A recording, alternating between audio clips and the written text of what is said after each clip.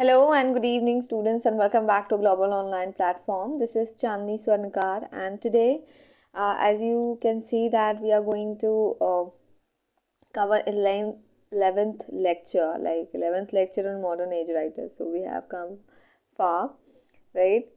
So we are going to cover Rudyard Kipling today. This is not going to be in 2 parts or 3 parts. This is the only part we are covering. You can get my lecture at 8 p.m. on a daily basis. But before diving into the video, let me share that there is a great opportunity to prepare smartly for the April 2024 Maharashtra SET. Global Online is offering a comprehensive English literature course. You'll have access to video lectures that explain concepts using short and effective methods. The course also provides downloadable PDF notes for your convenience. Additionally, you'll get mock tests that simulate real exam condition, boosting your final preparation. And the best part is that you are getting complete paper 1 course for free. Just imagine. So to learn more, reach out to the provided contact number and you can join. Okay. Now if you want to watch the free videos, first download the Global Online app. Once you are in, head to the source section. There you will find details of all the courses. Use the search bar to directly type in the name, course name basically, and you'll see an overview along with the fees for the duration. Click on the content section and you'll find unit-wise folders. In each unit, you'll get theory lectures, evaluation, notes, mock tests, MCQ. No need for extra reading. Now, if you decide to join the paid course, you'll also be added to a WhatsApp group. In that group, you'll receive PDF for each session along with the videos link. Okay. So, but before that, do remember that we are starting a new batch from 22nd of February. So, do remember the date, and if you're interested, you can join. Okay, so it's a great way to stay connected and get additional resources. So happy learning. Now let's cover our topic for today. So here, Rudyard Kipling. So I hope you all know that Rudyard Kipling is very famous for the work Kim. Wait a minute. Right? He's very famous for this particular work. He's famous for Jungle Book. That he often Mowgli, all the character we see in cartoons, he wrote it. Okay.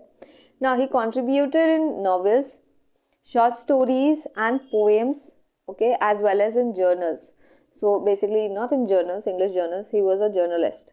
Okay, so an English novelist, short story writer, poet and journalist. So as I have mentioned that he wrote children's books.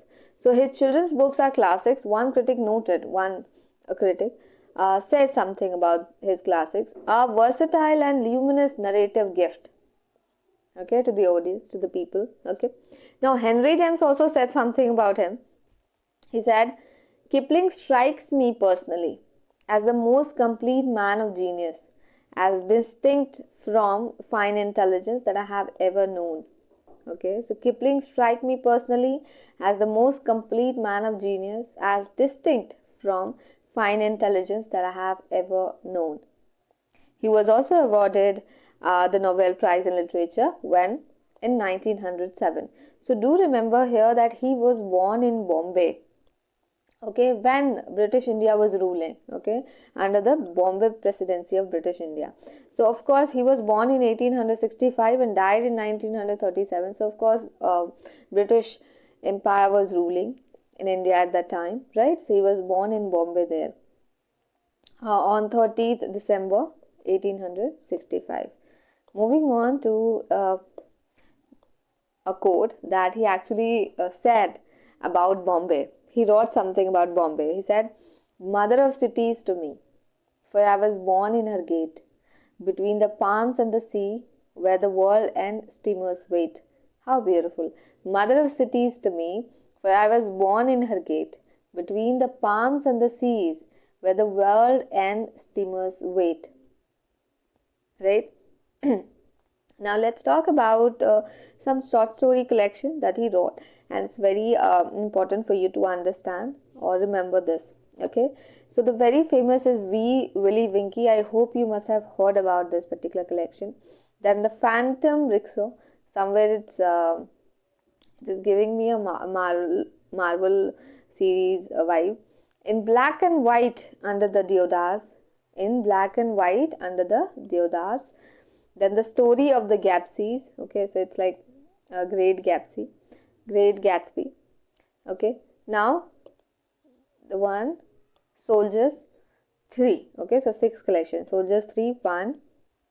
Second, the story of the Gatsbys. Third, the In Black and White Under the Deodas. Fourth, the Phantom Rickshaw. And fifth, Wee Willie Winkie. Right? Moving on.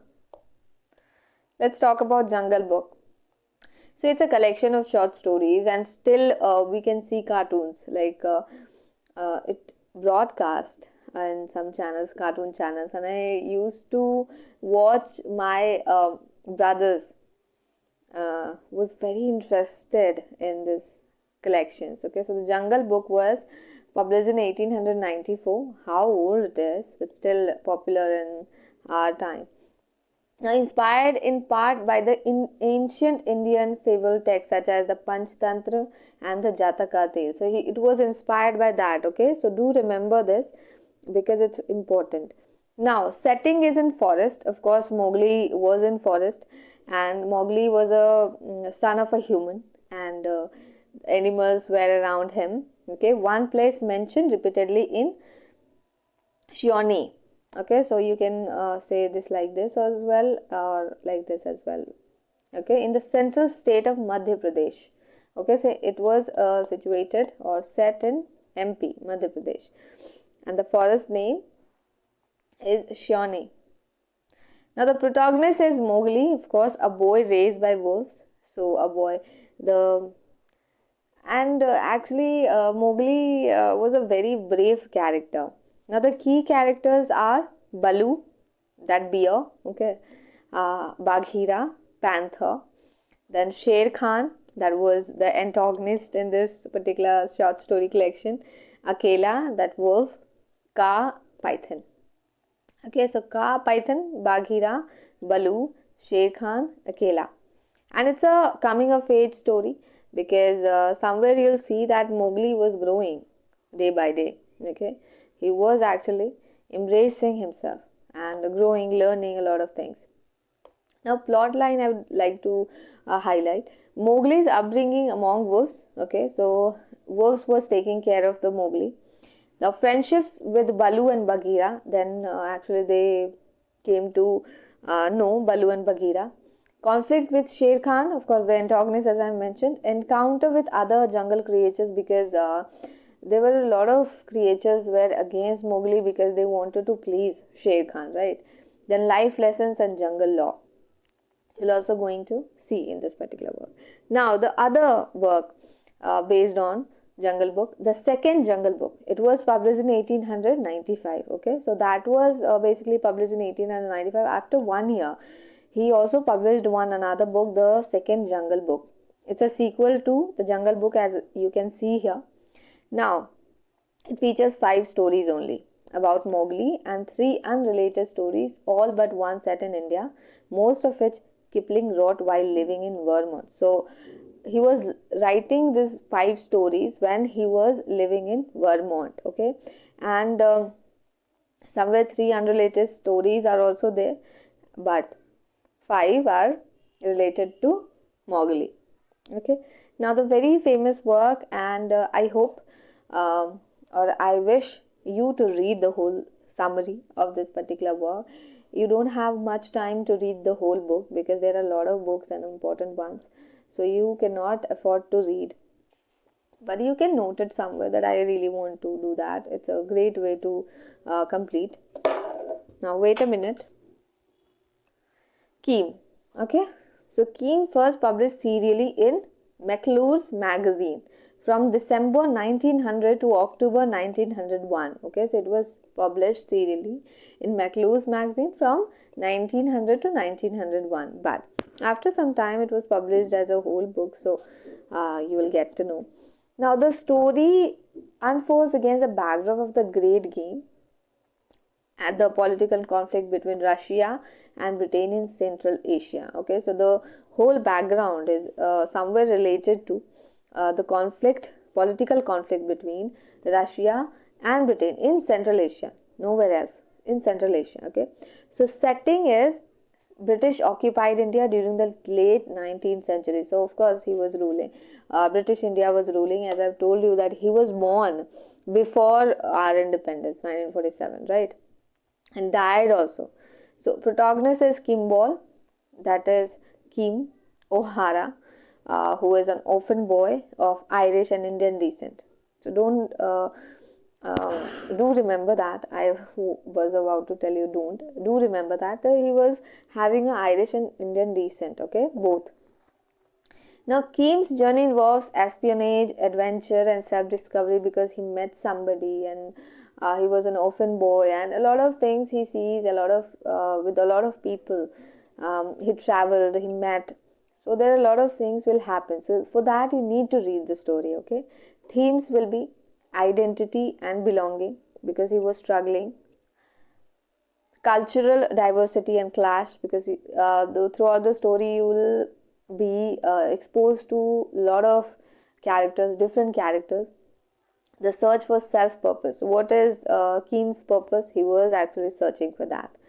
Now the characters are Keem, as I have already discussed. The main character, a street wise boy. He was a wise boy. Just see the mention. Okay, Lama, the second. A Tibetan Lama seeking the river of the arrow. The Tibetan Lama seeking the river of the arrow. Then Colonel Crichton, British intelligence officer guiding Keem. So he was guiding Keem. So a lot of kind of character. He was a spiritual kind of character. He was a political kind of character. Keem was a person who actually didn't know what he wanted to do, right? Now let's talk about some quotations that are very famous and you need to know. So the first is, there is no sin so great as ignorance. Remember this. There is no sin so great as ignorance. Second, this is a brief life, but in its brevity, it offers us some splendid moments, some meaningful adventures. Right? Do you believe it? I do. Third, I consider in my own mind whether thou art a spirit sometimes or sometimes an evil imp, said the Lama smilingly, slowly. Okay. Fourth, India was awake and Keem was in the middle of it, more awake and more excited than anyone, chewing on a twig that he would presently use as a toothbrush, for he borrowed right and left handedly from all the customs of the country he knew and loved. India was awake and Keem was in the middle of it, more awake and more excited than anyone, chewing on a twig that he would presently use as a toothbrush, for he borrowed right and left handedly from all the customs of the country he knew and loved. Okay. Now, other works. So the fourth is Just So Stories for Little Children. It's of course a children's book and collection of origin stories. Okay, so it was published in 1902. Just remember the name of this, and it's a children's book. Do remember that. Of course, the title is mentioning it. Now it's a collection one. Second, fifth work, The Man Who Would Be King. Okay, The Man Who Would Be King. It was published in 1888, and basically it is about two British adventurers, in British India, who became kings of Kafiristan or a remote part of Afghanistan. So he became kings of Kafiristan. Okay, so it was situated in Afghanistan, a kind of a remote part of Afghanistan. Okay, so it was first published in the Phantom Rickshaw and Other Tales, as I have already mentioned this particular name in short story collection. It also appeared in Wee Willie Winkie and Other Child Stories. So do remember, I have already talked about Wee Willie Winkie. This is the information you need to know. Then, sixth work is Captain's Courageous, Colin, A Story of the Grand Banks. Captain's Courageous, Colin, A Story of the Grand Banks, 1897. It actually follows a 15-year-old old's adventure. Okay, so the name of the 15-year-old person is Harvey Cheney Jr.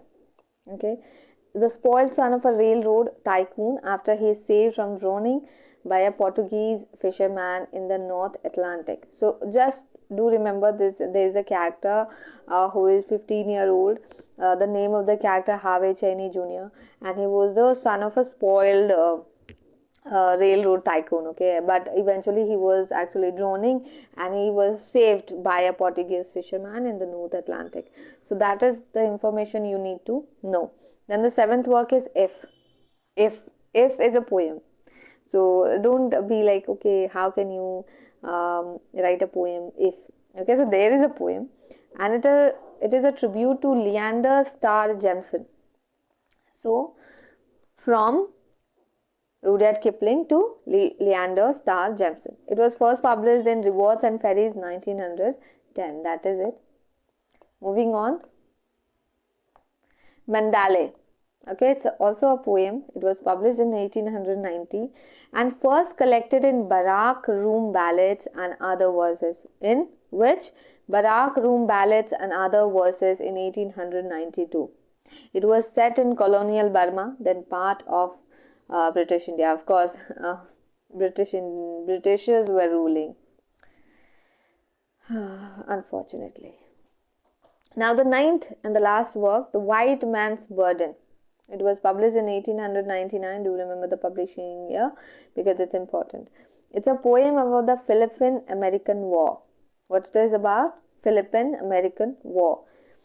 Written to celebrate the Diamond Jubilee of Queen Victoria. Okay, so it was written because of what? Because to celebrate the Diamond Jubilee of Queen Victoria, 22 June 1897. The jingoistic poem was replaced with the somber recessional 1897, also a Kipling poem about empire. Okay, so that is it. You need to remember that it was about Philippine-American War. It was written to celebrate the Diamond Jubilee Queen of Victoria. That is it. You need to remember. These are the works that you need to know and grab the concept. Okay, and don't forget to revise it again and again. So thank you so much. We'll meet in the next lecture and all the very best.